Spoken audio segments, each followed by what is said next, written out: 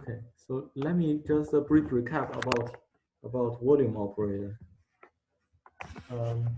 So last time, so given a region R in the spatial slice, we can define the volume operator for this region R, and it is defined to be sum over all the vertices belongs to this region. So these vertices are the vertices in the lattice, and this is vertices of the lattice belonging to this region R, and the volume operator associated to the vertex.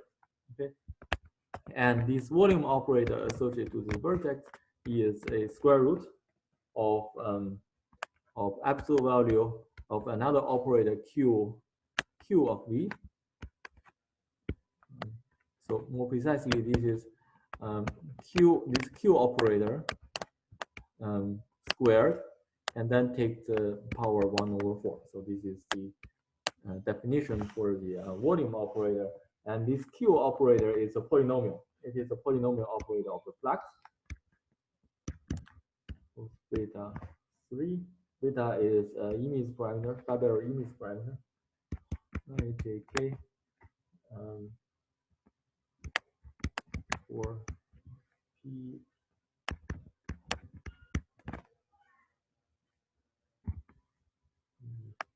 B1 plus B1 minus. So we are using the labeling system I discussed last time. So all the edges are outgoing. All the 6 edges at vertex V are outgoing.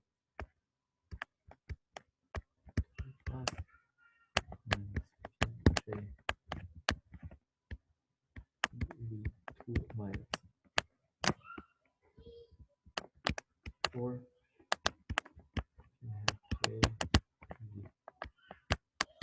Plus,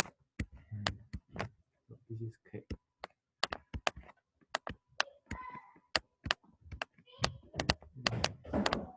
Okay, so and there was homework let you to show that the continuum limit of this operator indeed give you the continuum version of the volume.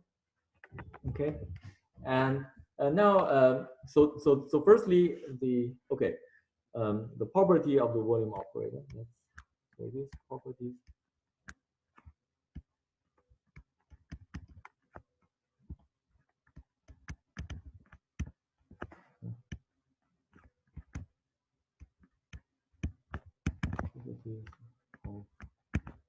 We had. Okay, so firstly, this volume operator is self-adjoint. We had is self-adjoint. So these property, I'm not going to prove them rigorously, but it's almostly well. The thing is that the reason is because this Q hat is self-adjoint. So V is self-adjoint. It's just because Q hat is self-adjoint operator, and this because V is defined to be certain power of Q. And how to define in quantum mechanics? How to define like square root of or power an operator to the power 1/4? It is just defined to be well. It is defined for self-adjoint operator. If the operator is not self-adjoint, it's going to be subtle. But for self-adjoint operator, because you can always diagonalize a self-adjoint operator, yeah, and then you're just taking the eigenvalue, take the power 1/4, right? And then you associate the same eigenvector to those eigenvalues, yeah, and then you define the 1/4 of the self-adjoint operator. So maybe I write it in more detail. So for example, this Q hat operator act on certain eigenstate lambda equals to lambda times the eigenstate, and then these you define V hat is just by V hat acting on the same. So the Q and V has the same eigenvectors, but the eigenvalue is just square root of lambda multiplied lambda. Okay, so this is the way how you get volume operator from Q hat operator. And okay, and now why this Q hat is self-adjoint? The reason is that P is actually self-adjoint. So this probably I didn't mention before, but I should have mentioned. P hat is self-adjoint. Okay, so because to prove it's clear that this P hat is Hermitian. Yeah. So I'm in quantum mechanics usually for physicists never distinguish what is the difference between self-adjoint and Hermitian. Yeah. But self-adjoint operator, well, self-adjoint is a condition stronger than Hermitian. Yeah. So now this P operator is actually self-adjoint. Yeah. But so which means it must be also Hermitian. So it's not only Hermitian, but this P operator is also self-adjoint. So self-adjoint means that you can really diagonalize this operator, but Hermitian in general is not the case. Well, okay. So I'm not going to go into the details about what is self-adjoint and what is Hermitian. Okay, but anyway, this V hat operator, volume operator, it is self-adjoint, and because Q hat is self-adjoint, the reason why Q hat is self-adjoint is because P hat is self-adjoint. All right, and then once V hat is self-adjoint, you can diagonalize the V hat, and because you can diagonalize Q hat, and so you can find the eigen vectors and eigen values for V hat. So you will find that actually the spin network states diagonalize the volume operator with eigenvalues like this. So the spin network function diagonalize volume operator at every vertices. So because the vertex volume operator is the sum over volume operators at individual vertices, and the spin network function diagonalize every individual volume operators simultaneously. Yeah. And you can check that they are actually commuting. The volume operator at different vertices are mutually commuting, and so they can be simultaneously diagonalized by spin network function. Okay, so you get eigenvalue, but now this eigenvalue depends on both spins and intertwiners. It's different from area operator. So area operator, it is also self-adjoint, and that's why you can diagonalize area operator. It was so obvious that I didn't even mention.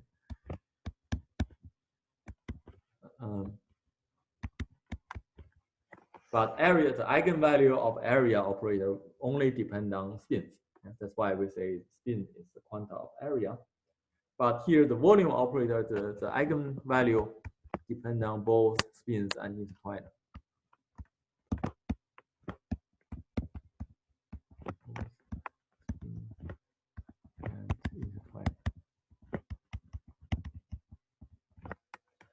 Okay, and the property for lambda is that lambda V are discrete spectrum. Is discrete spectrum.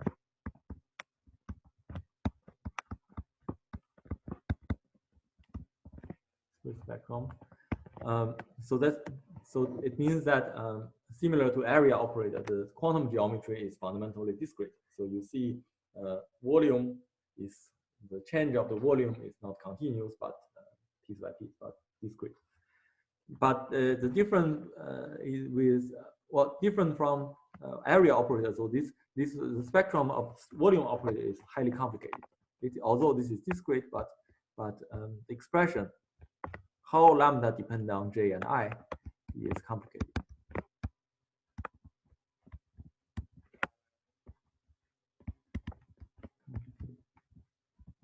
It's complicated.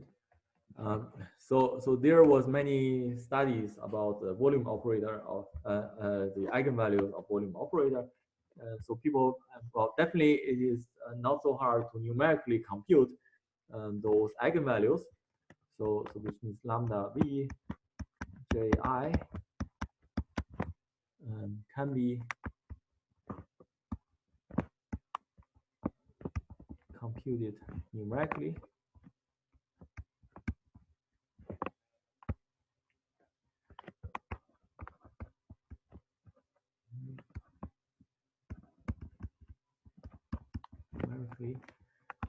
But there's no simple closed form analytic. There's no simple analytic formula. Simple.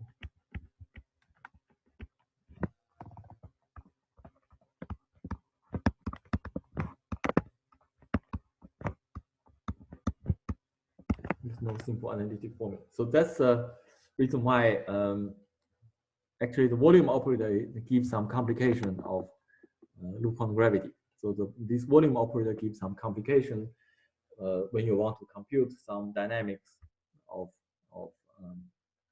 in loop quantum gravity, because the eigenvalue is complicated, and to define, you see, to really compute volume operator, you have to first go to those eigenvalues. You have to go to the eigenvalue of Q, this lambda, and then you take the square root of this lambda, you get the eigenvalue of volume.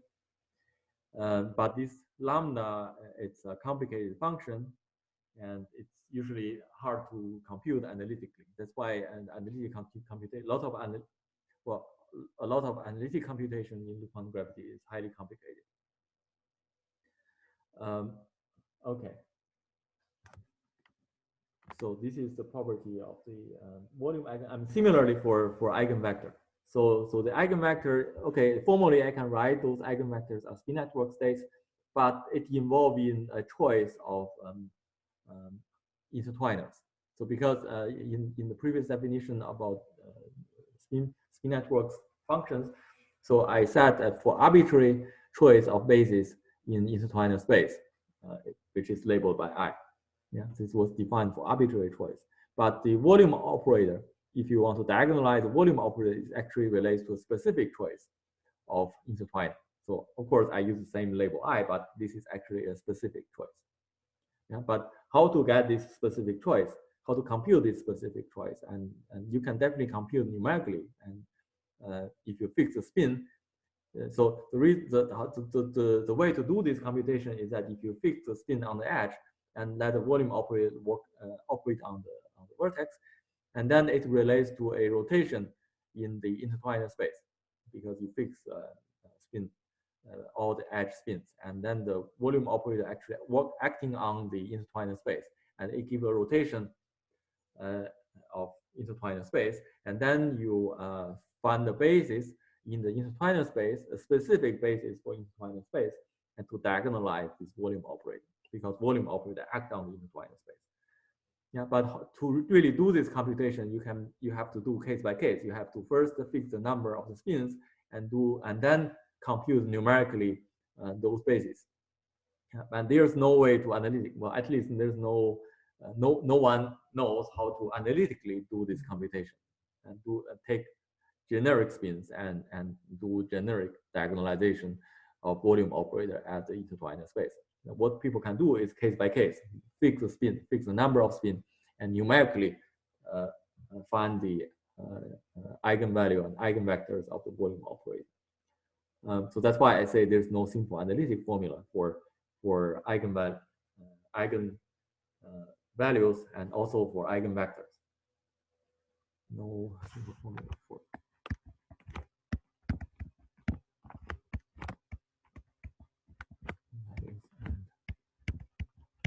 eigenvectors. So the action of VR on T should equal to the sum of square root of lambda V, right? If the eigenvalue of V on. Well, I mean, depend on what is lambda. So here, to be not misleading, let's put as Q. That's Q, right? And this here, this lambda V is the square root of QV. So yeah, to avoid. All right. Yeah. usually. So lambda is eigenvalue for volume operator, and Q is the eigenvalue for Q operator. So they are related by square root. Okay. Well, probably it involves the square root. It involves absolute value, because the Q itself is not necessarily positive.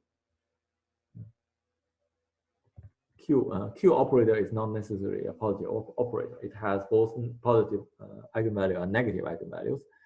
But the point here is you first make a Q square and do 1/4. So, or another way is absolute value of Q and take square root. So corresponding to the eigenvalue is that, or you can view that Q eigenvalue is small q and volume operator is square root of absolute value of Q. Same as Q squared, take the 1/4. Yeah, so this is the way how you define volume operator. So to take the square root of operator, you always need to go to eigenvalue and then take the square root of eigenvalue. Well, here I will use Q as well.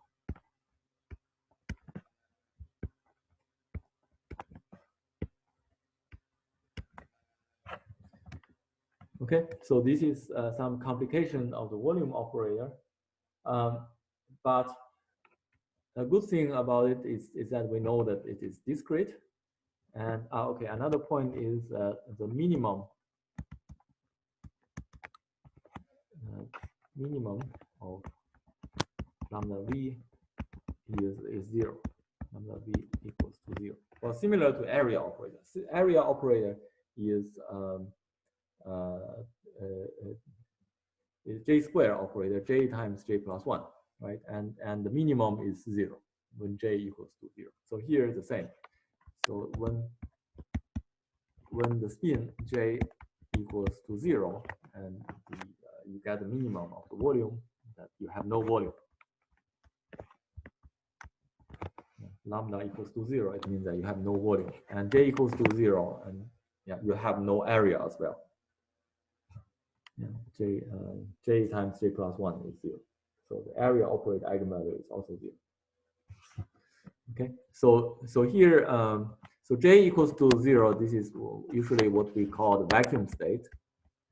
So because it has no geometry. Vacuum state. Or have no geometry.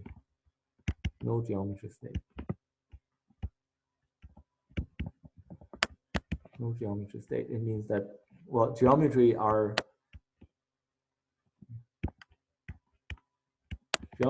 area and volumes, but well, when J equals to 0, well, area equals to 0 and volume equals to 0. You have no area and volume, so it's very much like a vacuum. You have no geometry. Okay, so this is the volume operator. So let me give you a summarize about pictures of quantum geometry. So let's make a summarize.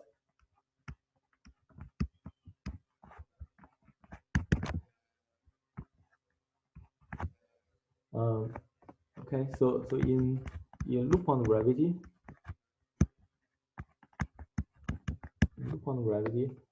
so both area operator and volume operator are self-adjoint.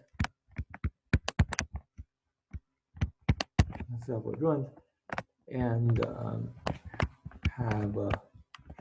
have a discrete spectrum.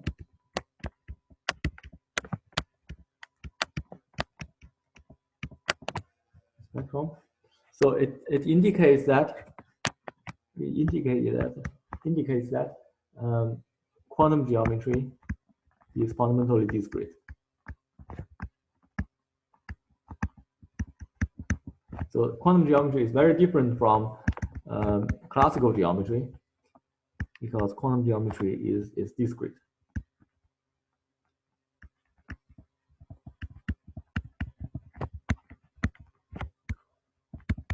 Fundamentally discrete, Fundamentally discrete. What I mean by fundamental, it means that it's discrete at the fundamental length scale, which is Planck scale.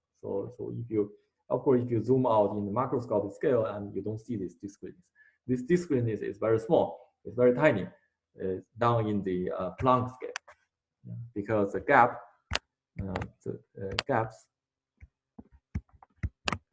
in area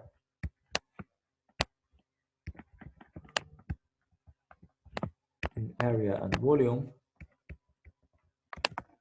So here delta area is of the order of LP square, because, well, easy to see, because the area spectrum is like J multiply J plus 1 and LP square, and there's a gamma. Yeah. And well, suppose the gamma is of order 1 and delta J is 1/2.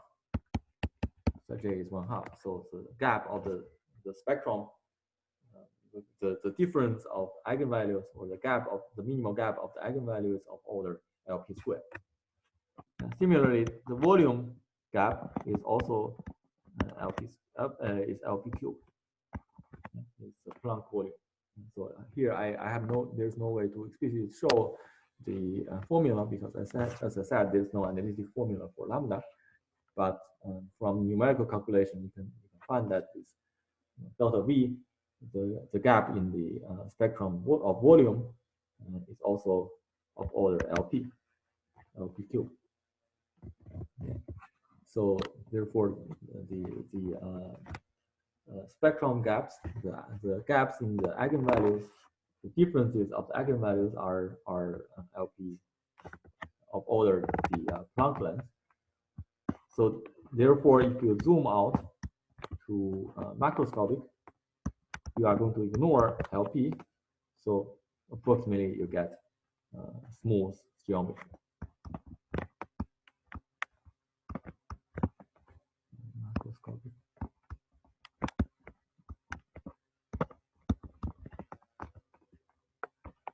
So LP negligible.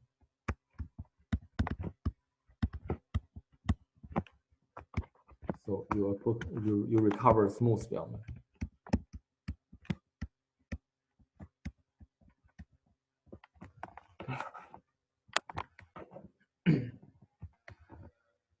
All right.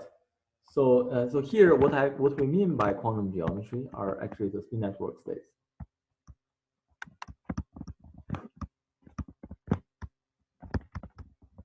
Quantum geometry equals to spin network state.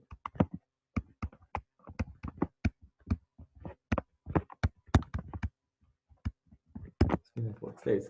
And so here it's like you have states, and the geometrical quantity, classical geometrical quantities are quantized as operators. Yeah. And just like in quantum mechanics, you have, well, classically you have energy, momentum, and those physical quantities. And in quantum mechanics, they are all quantized as operators, and then operators act on states in the Hilbert space. And here is similar. Classically, you have those geometrical quantities, area and volume. Well, and then you quantize your geometry, and those geometrical quantities become operators. And those operators act on states, and those states are you get eigenvalues of those geometrical operators, yeah, and those states which is acted by these geometrical operators are spin network states. How to understand quantum geometry from the spin network states? Page.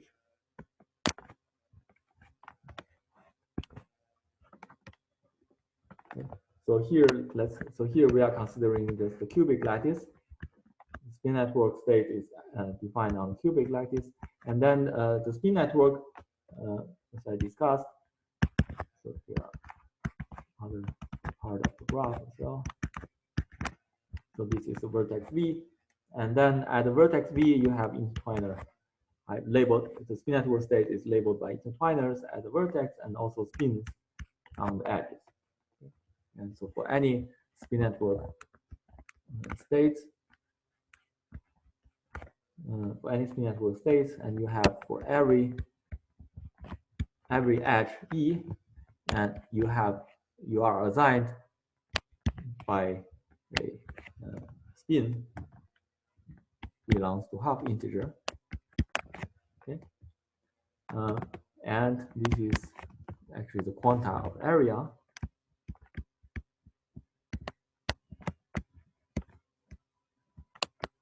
Okay, because spin labels the area eigenvalues, because area at edge E, where it's corresponding to the surface rule to the edge E, is JE square root JE plus 1, right? So which means this JE for the spin network state, and spin network state, remember T gamma J I. So spin network state is labeled by spins and intertwiners, and for these spins, they are actually understood as a quanta of area, or area quantum number. And then for every vertex V, you get intertwiner, and intertwiner is understood as quanta of volume.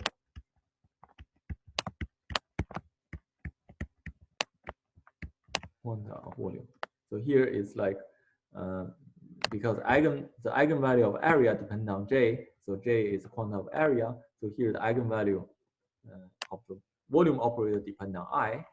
So of course it depends on J, but it's like, but J corresponds to area already. So if you fix the area, how volume changes is completely determined by I, by intertwiner. So intertwiner is understood as quanta of volume. So here it is a geometrical interpretation of labels for spin network state in terms of quantum geometry.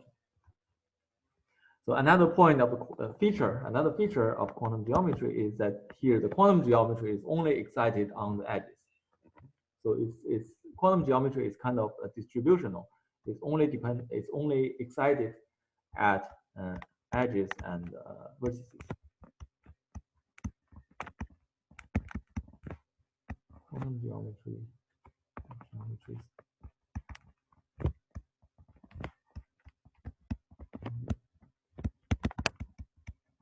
Excited on edges, vertices.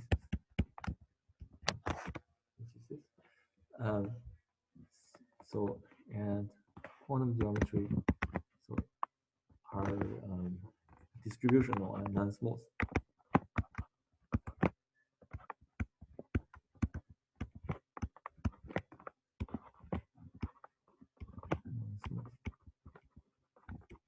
So here distributional, it means well, mathematically something called distribution.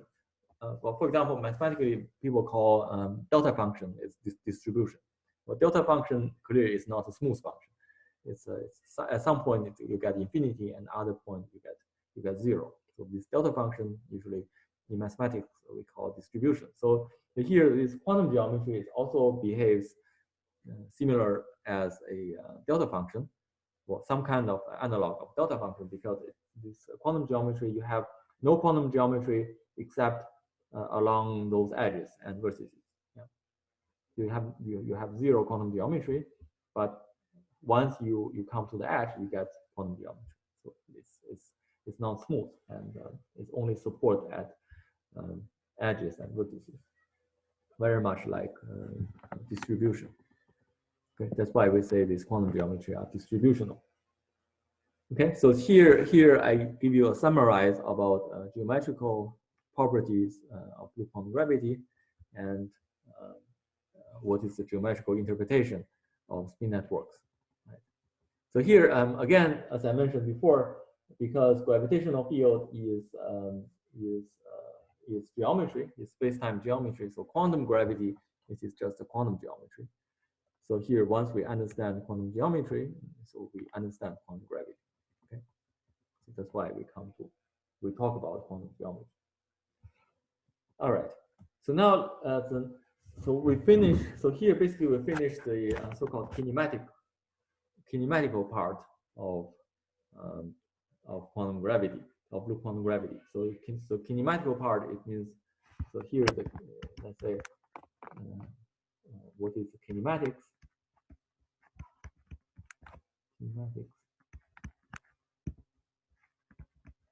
Kinematics in loop quantum gravity means that quantum geometry of the space on the space sigma. Yeah, so it means so far all the discussion about canonical variables and quantum geometries are on a given spatial slice. So we haven't talked about time evolution yet. So all the previous discussion is about kinematics. Yeah, and then the next one we have to talk about dynamics. Dynamics means that you consider time evolution.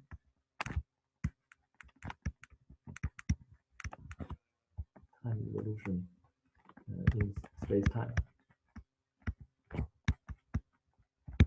So that's the dynamical property of loop quantum gravity. Well, but as we know that in general relativity, Hamiltonian, because we know usually the Hamiltonian generates the dynamics, but in our case, for general relativity, the Hamiltonian is just a linear combination of constraints.